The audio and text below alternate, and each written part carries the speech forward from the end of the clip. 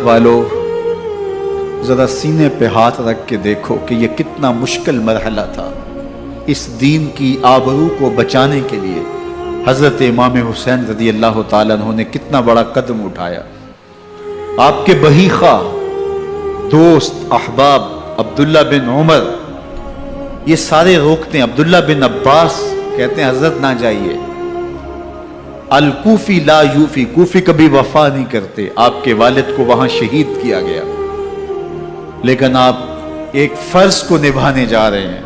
میرے غم گسارو میرے مہربانوں، نہ روکو مجھ کو جانے دو، مجھے نانے کے دی کی ڈوبتی کشتی بچانے دو، میں جاتا ہوں کہ دنیا پر وفا کا نام رہ جائے، میں رہوں نہ رہوں پر عظمت اسلام رہ جائے۔ میں نہیں جاتا تو نبی کے گھر کی آن جاتی ہے، میں نہیں جاتا تو نبی کے گھر کی آن جاتی ہے، تمہارا دین جاتا ہے میری غیرت ایمان جاتی ہے۔ حضرت امام حسین یہاں سے چلتے ہیں، ابھی راستے میں ہی پہنچتے ہیں کہ یہ خبر آتی ہے کہ کوفے والوں نے بے وفائی کر دی، حضرت مسلم بن عقیل رضی اللہ تعالیٰ عنہ کو شہید کر دیا گیا، نعمان بن بشیر معزول کر دیے گئے، ابن مرجانہ ابن زیاد وہاں متعین کر دیا گیا جو سخت گیر شخص تھا، اور اس نے لوگوں کو ڈرایا دھمکایا اور کوفے کے لوگوں کے دل بدل گئے اور وہ بیتیں توڑنے لگے۔ وہ منظر مسجد کوفہ کا کتنا دل گداز تھا۔ جب امام نماز کے لیے کھڑے ہوئے تو 40,000 لوگ آپ کے پیچھے تھا۔ جب سلام پھیرا اور امام نے دیکھا کہ پیچھے لوگ نہیں ہیں، پھر لوگوں نے اپنے دروازے بھی بند کر لیے۔ رات کی تنہائیاں ہیں اور حضرت مسلم بن عقیل کو کوئی پناہ دینے والا نہیں ہے۔ لوگوں نے دروازے بند کر لیے کہ کہیں ہمارے گھر میں نہ آ جائیں اور ہم مشقت اور حکومتی تشدد کا شکار نہ ہوں۔ کتنا دردناک لمحہ ہے حضرت مسلم بن عقیل رضی اللہ تعالیٰ عنہ پہ، اور پھر حضرت مسلم بن عقیل بے دردی سے شہید کر دیے جاتے ہیں۔ آپ ابھی راستے میں ہیں، یہ ساری کہانی پہنچتی ہے کہ حضرت مسلم شہید کر دیے گئے اور بے دردی سے شہید کر دیے گئے۔ وہ جنہوں نے خط لکھے تھے کہ ہم آپ کے ساتھ ہیں اور ہم منتظر ہیں، چشم بڑا ہیں، آپ کے قدموں کی چاپ سننے کے لیے بے تاب ہیں، آج انہوں نے بیتیں توڑ دی۔ 40,000 کوفی منحرف ہو گئے۔ مسجد کوفہ کا وہ منظر کس قدر روح کو تڑپا دینے والا تھا۔ ہم پچھلے سال عصر اور مغرب کے درمیان جب کوفہ پہنچے تو سورج ڈوبنے کے قریب تھا۔ میں نے اپنی زندگی میں اتنا اداس موسم کہیں نہیں دیکھا جتنا اداس موسم کوفے میں دیکھا۔ ایسے لگتا تھا جس طرح کوفے کی آب و ہوا آج بھی شرمندہ ہے۔ جو مسلم بن عقیل اور خاندان نبوت کے ساتھ اہل کوفہ نے کیا، حضرت امام حسین رضی اللہ تعالیٰ عنہ کو ان کے بہی خواہوں نے، اعزاء نے، اقربا نے، دوستوں نے، آوان و انصار نے، ساتھیوں نے کہا کہ حضرت حالات یکسر تبدیل ہو گئے، اب ہمیں مراجعت کر جانی چاہیے، واپس پلٹ جانا چاہیے۔ تو حضرت امام حسین کافی سوچ بچار میں رہے۔ پھر اس کے بعد آپ نے فیصلہ کیا کہ ہم آگے بڑھیں گے۔ دوستوں نے کہا کہ حضرت اگر آپ آگے بڑھیں گے تو ہمیں لگتا ہے کہ وہ آپ کے ساتھ سلوک اچھا نہیں کریں گے اور آپ بچوں کے سامنے پیاس سے شہید کر دیے جائیں گے۔ تو حضرت امام حسین رضی اللہ تعالیٰ عنہ نے وہاں ایک خطبہ ارشاد فرمایا کہ لوگوں تم جو مجھے بتا رہے ہو مجھے اچھی طرح معلوم ہے، جو تم مجھے منظر پیش کر رہے ہو وہ میری نگاہوں میں ہے، اور جو کچھ ہونے والا ہے چشم تصور وہ منظر دیکھ رہی ہے۔ کیونکہ حضرت امام حسین رضی اللہ تعالیٰ عنہ کی شہادت کی خبر حضرت امام حسین کے پیدا ہوتے ہی خاندان نبوت میں عام تھی۔ حضور علیہ الصلوۃ والسلام کو یہ بات جبریل امین نے آ کے بتائی تھی جب حسین ابن علی کے ساتھ حضور محبت کا اظہار کر رہے تھے، تو یہ جبریل امین نے آ کے کہا تھا حضور آپ کا یہ بیٹا عرض طف میں شہید کر دیا جائے گا، اور کربلا کی مٹی لا کے حضور کو دی اور ام سلمہ کو حضور نے عطا کر دی۔ حضرت ام سلمہ کہتی ہیں کہ کہ ایک دن میں سوئی تو خواب دیکھا کہ حضور کے مبارک بال بکھرے ہوئے ہیں اور سخت پریشان ہیں. تو میں نے کہا کہ حضور آپ کی یہ کیا حالت ہے؟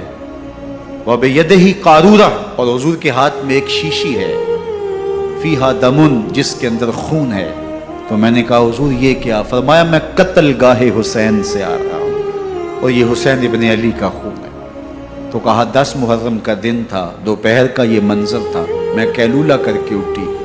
جب میں نے دیکھا تو وہ شیشی جس میں کربلا کی مٹی رکھی تھی وہ خون بن چکی تھی.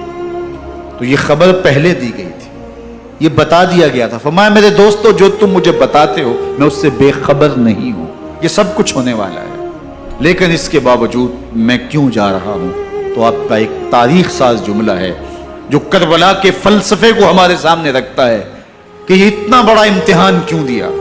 حضرت امام حسین رضی اللہ تعالیٰ عنہ نے فرمایا وَلَكُمْ فِيَّ أُسْوَةٌ، میں اس لیے جا رہا ہوں قیامت تک ظلم، جبر اور ناانصافی کے خلاف کھڑے ہونے والوں کے لیے کوئی نمونہ تو ہو. میری زندگی قیامت تک ظلم، جبر اور استحصالی نظام کے خلاف کھڑے ہونے والوں کے لیے نمونہ ہے. تو حضرت امام حسین رضی اللہ تعالیٰ عنہ نے حق اور باطل کے درمیان ایک سرخ لکیر کھینچ دی اپنے خون سے. اب حق اور باطل کا امتیاز کرنا مشکل نہیں ہے. کوئی باطل پہ اڑا رہے تو الگ بات ہے، لیکن امتیاز کرنا مشکل نہیں ہے. حدود بالکل واضح کر دی. اقبال نے یہاں کتنی خوبصورتی کے ساتھ اس مضمون کو نبھایا. سرخ رو عشق غیور از خون او، شوخی این مصرع از مضمون او، تا قیامت قطع استبداد کر، موج خون او چمن ایجاد کر. ایک جہاں آباد کر دیا اور حق اور باطل کی راہیں اجال دی. اب لوگوں کو یزید کا چہرہ پہچاننے میں دیر نہیں لگتی. وقت کے ہر یزید کا چہرہ آسانی سے پہچانا جا سکتا ہے. یہ معرفت زمانے کو کروائی کس نے؟ حسین ابن علی نے کروائی رضی اللہ تعالی عنہ. تو حضرت امام حسین نے فرمایا کہ جو میرے ساتھ ہونے والا ہے میں اچھی طرح جانتا ہوں، لیکن میں اس کے باوجود آگے بڑھوں گا. پھر بڑھے اور کربلا میں جا کے خیمہ زن ہو گئے. 7 محرم کو پانی بند کر دیا گیا. پانی بند ہوا تو کھانا بھی میسر نہیں تھا، لیکن ذکر پانی کا ہوتا ہے اس لیے کہ کھانے کے بغیر انسان کئی دن کاٹ لیتا ہے، لیکن پانی کے بغیر گزر نہیں ہوتی. تو فرات کی نہر سامنے اپنی موجوں کے ساتھ چمک رہی ہے، لیکن ایک قطرہ آب بھی آل رسول کو نہیں دیا جا رہا. کائنات کے اندر ایسے انوکھے امتحان بھی ہوتے ہیں. وارث ہوں ساقی کوثر کے، مالک ہوں حوض کوثر کے، اور بیٹے ہوں ساقی کوثر کے، اور آج ایک بوند پانی کی بھی میسر نہ ہو. صبر کا امتحان ہے، عزیمت کا امتحان ہے. حضرت امام حسین رضی اللہ تعالیٰ عنہ خیمہ زن ہو گئے. 3 دن تک پانی بند رہتا ہے. 9 محرم کو رات کی تنہائی میں حملہ آور ہونا چاہتے ہیں، لیکن آپ نے کہا کہ ہمیں اللہ کے حضور عبادت اور ذکر کے لیے وقت دیا جائے. ساری رات ذکر میں گزرتی ہے، عبادات میں گزرتی ہے. رات کے اندھیرے میں آپ چراغ بجھا دیتے ہیں. آوان و انصار کو کہتے ہیں کہ ان کی دشمنی میرے ساتھ ہے، انہیں میرا خون چاہیے. اگر تم رات کی تاریکی میں نکل جاؤ تو میں تم سے کوئی مواخذہ نہیں کروں گا، اور یہ بھی تمہارا پیچھا نہیں کریں گے، اس لیے کہ ان کا مطلوب تم نہیں ہو، ان کا مطلوب میں ہوں. جب چراغ جلایا تو کوئی بھی نہیں گیا. مسلم بن نوسجہ کھڑے ہو کے کہتے ہیں حضرت اگر ہمارے بدن کو 70 بار کاٹا جائے اور جلایا جائے اور ہواؤں میں اڑا دیا جائے پھر بھی آپ کا ساتھ نہیں چھوڑیں گے. 70 سال کے بوڑھے ہیں حبیب بن مظاہر، کہتے ہیں حضرت آپ کو چھوڑ کے جائیں کہاں؟ آپ کو چھوڑ کے جائیں کہاں؟ کوئی ساتھ چھوڑنے کے لیے تیار نہیں ہے. پیاس ہے، سخت گرمی ہے، کربلا کا ماحول ہے. 72 افراد اور خاندان کی خواتین میدان کربلا میں خیمہ زن ہیں. دوسری طرف لشکر اعداء اشقیا 22,000 کی تعداد میں مقابلے میں، ایک روایت 30,000 کی ہے. ان صرف 72 پیاسے لوگوں کے لیے اتنے لوگوں کو جمع کرنے کا مقصد خوف زدہ کرنا تھا. شرط ہے کہ یزید کی بیعت کر لیں، محاصرے توڑ دیں گے، پانی دستیاب ہوگا. اعزاز و اکرام سے نوازا جائے گا، خزانوں کے منہ کھول دیے جائیں گے۔ لیکن حسین ابن علی کہتے تھے سب کچھ لٹ جائے گا، باطل کے ہاتھ پہ ہاتھ نہیں رکھو۔ اللہ اکبر۔ اب صبح طلوع ہوتی ہے، عاشور کا دن چڑھتا ہے، سورج اپنی پوری تمازت کے ساتھ گرمی برسا رہا ہے۔ آج خاندان نبوت کا امتحان زمانے نے دیکھنا ہے۔ رسول اللہ کا لعاب چوسنے والا اس کے صبر کا آج امتحان ہے۔ حضور کے کندھوں پہ کھیلنے والے حسین کا آج امتحان ہے۔ اللہ اکبر۔ حسین ابن علی تمام حجت کرتے ہیں، میں نے تمہارا کچھ نہیں بگاڑا، میں نے کسی کا خون نہیں کیا، میں نے کوئی زیادتی نہیں کی، تم کیوں میرے قتل کے در پہ ہو؟ تم جانتے نہیں میں کون ہوں؟ میں تمہارے نبی کا نواسا ہوں، رسول اللہ صلی اللہ علیہ وآلہ وسلم کے کندھوں پہ کھیلتا رہا ہوں، حضور کا لعاب چوستا رہا ہوں، اور میں بوسہ گاہے رسول صلی اللہ علیہ وآلہ وسلم ہوں۔ لیکن ان اشقیاء کے دل پر کوئی چیز اثر انداز نہیں ہوتی۔ ایک ہور ہے، اللہ اس کے دل میں نرمی ڈالتا ہے۔ پہلے تو امام حسین کو گھیر کے لے کر کے آتا ہے، لیکن بعد میں وہ قافلہ یزید سے قافلہ حسین کی طرف آ جاتا ہے۔ امام حسین فرماتے تو دنیا میں بھی ہور ہے، آخرت میں بھی ہور ہے، آزادی مل جاتی ہے۔ باقی 22,000 کا لشکر جرار امام حسین کے قتل کے در پائے۔ پھر تاریخ نے خاندان نبوت کا وہ انوکھا امتحان دیکھا۔ حضرت امام حسین کے بچے، بالخصوص خواتین، پیاس کی شدت میں حلق خشک ہے۔ حضرت سکینہ تڑپ کے اپنے باپ سے کہتی ہیں کہ مجھے 6 ماہ کے علی اصغر کی پیاس نہیں دیکھی جا رہی۔ بچے کو ہاتھوں پہ اٹھاتے ہیں اور نہر فرات کے کنارے پہنچ کے فرماتے ہیں اشقیاء سے مخاطب ہو کے، تمہارا معاملہ میرے ساتھ ہے، اس 6 ماہ کے بچے نے تمہارا کچھ نہیں بگاڑا، اور چلو بھر کے اس کا حلق سیراب کرنا چاہتے ہیں۔ ایک دوشاخہ تیر آتا ہے جو حضرت علی اصغر کے گلے کو چیر دیتا ہے۔ راوی لکھتے ہیں کہ وہ عام تیر نہیں تھا، جانوروں کو شکار کرنے کے لیے جو بڑے تیر ہوتے ہیں وہ دوشاخہ تیر تھا۔ وہ گردن کو کاٹ دیتا ہے، خون بہنے لگتا ہے، گردن لٹک جاتی ہے۔ حضرت امام حسین وہ بہتا ہوا خون اپنے چلو میں لیتے ہیں اور آسمان کی طرف اچھال کے کہتے ہیں مالک حسین کی یہ قربانی بھی قبول۔ یہ تماشا لبے بام نہیں ہے، بچہ بیمار ہو ڈاکٹر جواب دے دیں، ماں باپ کے ہاتھ پھول جاتے ہیں، زندگی کی سانسیں ابھی چل رہی ہوتی ہیں، لیکن ڈاکٹر کہے کہ یہ میرے بس کا روگ نہیں ہے، کہیں اور لے جاؤ، تو زندگی کا لف و نشر غیر مرتب ہو جاتا ہے۔ میں سلام پیش نہ کروں حسین ابن علی کو، 6 ماہ کا علی اصغر ہاتھوں میں دم توڑتا ہے، گردن لٹک جاتی ہے، خون بہ رہا ہے، اب خیموں کی طرف بڑھ رہے ہیں، لیکن زبان پہ شکایت نہیں ہے، کہتے ہیں مالک حسین کی یہ قربانی قبول کر لے۔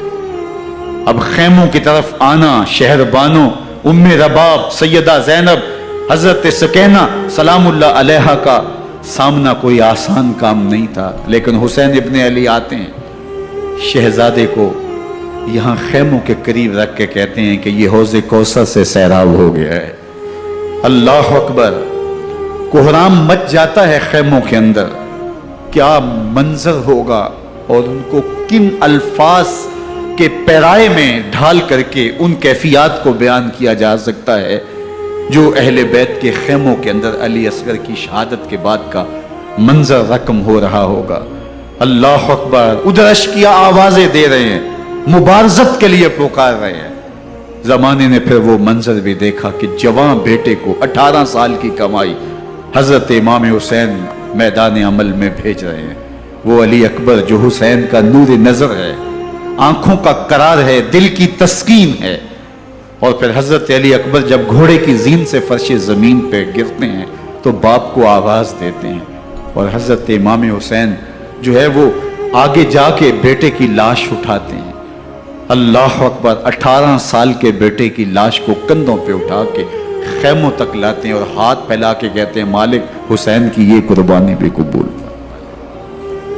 کبھی قاسم بن حسن کی لاش اٹھا کے لاتے ہیں، کبھی اون و محمد کی لاشیں اٹھا کے لاتے ہیں، بتیجوں کی، بھانجوں کی، بھائی عباس کے کٹے ہوئے بازو اور زخموں سے چھدا ہوا لاشا، کیا کیا قیامتیں تھیں جو اس کربلا کے ایک میدان کے اندر نہیں توڑی گئیں. حضرت امام حسین پر دکھ پہ دکھ، تکلیفوں پہ تکلیفیں. اب 71 لاشیں اٹھا کے خیموں تک پہنچا چکے، اور ادھر مبارزت کی دعوت دی جا رہی، آؤ میدان عمل میں آؤ، اب دیر کیوں کر رہے ہو. رسول اللہ کا حرم، رسول اللہ کی شہزادیاں جو نازوں میں پلی تھی، وہ کلیاں جو شبنم کا بوجھ بھی گوارا نہیں کر سکتی تھی، آج مصیبتوں کے پہاڑ ٹوٹ گئے. حضرت امام حسین کبھی شہربانوں کو، کبھی ام رباب کو دلاسا دیتے ہیں، کبھی حضرت زینب کو کہتے ہیں. حضرت زینب کربلا کے اس میدان کے اندر بڑے حوصلے کے ساتھ اپنے بھائی کے ساتھ کھڑی رہی، اپنے 2 بیٹے راہ خدا میں پیش کیے، ان کی لاشیں وصول کی، لیکن زینب جس جرأت کے ساتھ، جس پامردی کے ساتھ اس سارے منظر کو حوصلے کے ساتھ سہتی رہی، وہ یقیناً حوصلہ سیدہ زینب سلام اللہ علیہا کا ہی ہے. لیکن یہ وہ منظر تھا کہ زینب کا دل بھی ڈول گیا جب حسین ابن علی گھوڑے پہ بیٹھنے لگے، اور ان کو گھوڑے میں بٹھانے والا کوئی نہیں تھا، اور جو بھی سوار جاتا پھر واپس اس کی لاش ہی آتی، اور حسین ابن علی لے کے آتے. آج حسین ابن علی جا رہے ہیں، زندگی کا سارا سرمایہ لٹ رہا ہے. حضرت زینب سلام اللہ علیہا سنبھل نہیں رہی. حضرت امام رضی اللہ تعالیٰ عنہ اٹھے، اور آپ نے حضرت زینب کو صبر کی تلقین کی، اور کہا کہ صبر ہی بہترین ذریعہ ہے اور اللہ کی قربت کا ایک بہترین سبب ہے. اور ان کو صبر کی تلقین کرتے ہوئے فرمایا کہ میرے بعد تم نے اس ذمہ داری کو سنبھالنا ہے، اور ان مخدرات اسلام کی، ان شہزادیوں کے پردے کی تم نے حفاظت کرنی ہے. اور پھر گھوڑے کی زین کس کے امام حسین لشکر اشقیاء کی طرف بڑھتے ہیں. اب خیموں سے سسکیوں کی آواز آ رہی ہے، ان کا سردار، ان کا تاجدار آج سب کو چھوڑ کے کربلا کے میدان کی طرف بڑھ رہا ہے. جرم کیا کیا، قصور کیا کیا، اس نے کیا زیادتی کی کہ آج نیزوں اور انیوں کے مقابلے میں 22,000 کا لشکر حضرت امام حسین پہ ٹوٹ پڑتا ہے. آپ پھر اتمام حجت کرتے ہیں، میں نے کسی کو قتل نہیں کیا، خون ناحق نہیں بہایا، میرے خون کے درپے کیوں ہو، اپنی آخرت کیوں برباد کرتے ہو، تم جانتے نہیں میں کون ہوں، میں تمہارے نبی کا نواسا ہوں. لیکن ابن زیاد کہتا ہے مقابلے میں آؤ. پھر حضرت امام حسین رضی اللہ تعالیٰ عنہ مقابلے میں آتے ہیں، اور جب گھوڑے کو ایڑ لگا کے دشمن اشقیاء پہ ٹوٹتے ہیں تو پھر ایسا منظر ہوتا ہے کہ وہ بھیڑ بکریوں کی طرح آگے بھاگتے ہیں. 71 زخم کلیجے پہ لیے شجاعت کا یہ پیکر جب میدان میں آتا ہے، آواز آتی، یہ کون ذی وقار ہے، بلا کا شاہ سوار ہے، لباس ہے پھٹا ہوا، غبار سے اٹا ہوا، تمام جسم نازنی چدا ہوا کٹا ہوا، یہ نبی کا نور عین ہے. یہ بال یقین یہ حسین ابن علی رضی اللہ تعالیٰ عنہ. پھر چاند بادلوں میں گھر جاتا ہے، شامی ہنڈے تیر برساتے ہیں، تلواروں سے آپ کے بدن پر ضربیں لگاتے ہیں، اور نیزوں سے آپ کے بدن کو پرو دیتے ہیں. جب آپ کا پیراہن بعد میں اتارا گیا تو آپ کے پیراہن میں 122 سوراخ تیروں کے تھے، 33 زخم تلواروں کے، 34 گھاؤ نیزوں کے تھے. جب گھوڑے کی زین سے فرش زمین پر آئے، بدن چھلنی تھا، زخم زخم سے خون بہ رہا تھا. 3 دن کا پیاسا حسین، اللہ اکبر، بدن زخموں سے چور، 71 لاشیں کلیجے پہ لیے، مخدرات اسلام کے پردے کا خیال دل میں الگ ہے. لیکن گھوڑے کی زین سے جب فرش زمین پہ امام حسین آتے ہیں، زبان پہ ہائے نہیں، نالا و شیمن نہیں، چیخ و پکار نہیں، آتے ہی پیشانی سجدے میں رکھتے ہیں اور پکارتے ہیں اللہم ردن بقضائک وصبرن علی بلائک تسلیما لامرک سبحان ربی العالی. مالک گھر لٹا کے، بچے لٹا کے، خاندان سب کچھ قربان کر کے، اپنے بدن کو زخموں سے چھلنی کروا کے، تیروں اور نیزوں کی انیوں سے اپنے آپ کو زخمی کروا کے، تیرے حضور سر جھکا کے یہ اقرار کرتا ہوں کہ حسین تیری تقدیر پہ راضی ہے. مالک تو بھی بتا، تو بھی حسین پہ راضی ہوا ہے کہ نہیں ہوا. آواز